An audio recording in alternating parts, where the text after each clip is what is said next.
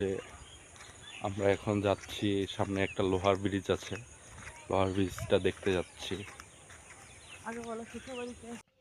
রাস্তার দুধারে এমন একটা পরিবেশ, যেদিকে তাকাচ্ছি শুধু চা বাগান আর সবুজে ঘেরা। খুব সুন্দর একটা দৃশ্য, দেখে খুব ভালোই লাগছে।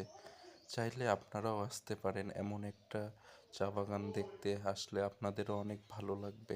এই যে হাঁটতে হাঁটতে যাচ্ছি আমরা সেই লোহার ব্রিজটা দেখতে। আর এখানে একটা জিনিস কি লক্ষ্য করেছেন, চাইতে একটা মজার ব্যাপার হলো, আমি যে রাস্তার দুধারে হাঁটতেছি, এই রাস্তার দুধারে কিন্তু চা বাগান রয়েছে। এই যে আমার ডান পাশেও রয়েছে চা বাগান, বাম পাশেও রয়েছে চা বাগান। এই যে চা বাগানগুলো,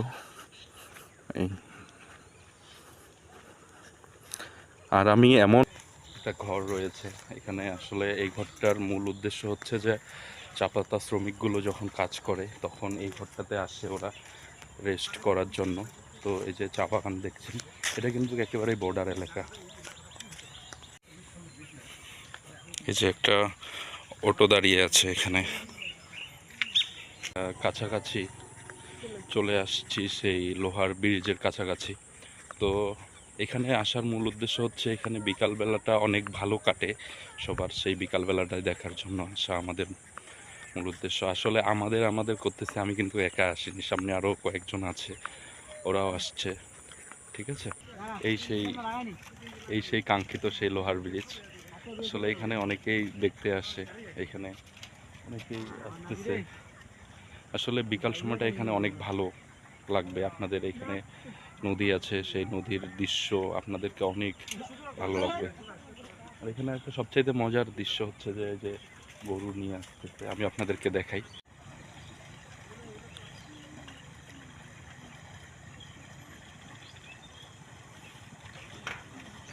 গ্রামীণ এই দৃশ্যটা একেবারেই মন কাড়ার মতো। আপনারা এইখানে আসলেই বুঝতে পারবেন যে একটা মনোরম দৃশ্য আপনাদের মন কেড়ে নেবে। ব্রিজটা এই সেই ব্রিজে উঠে পড়েছি, আর ব্রিজে অনেকেই আসতেছে, আমি দেখাই আপনাদের। এই যে আরও লোকজন আসতেছে কিন্তু এখানে, এটা অনেক সুন্দর। আর এই যে দেখতে পাচ্ছি, এই সেই ব্রিজ। আমি আপনাদেরকে কিছুক্ষণ আগে যেটা বলছিলাম যে এখানে অনেকেই আসে। তো দেখুন যে অনেকেই আসছে এই ব্রিজটা দেখার জন্য।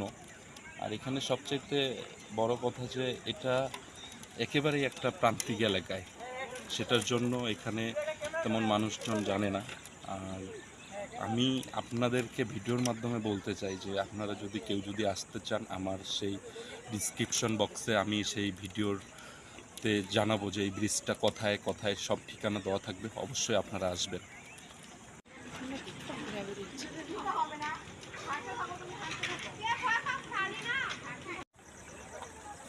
এই দৃশ্যগুলো আপনারা কোথাও পাবেন না, এই যে গ্রামীণ সেই দৃশ্যগুলো দেখুন তো।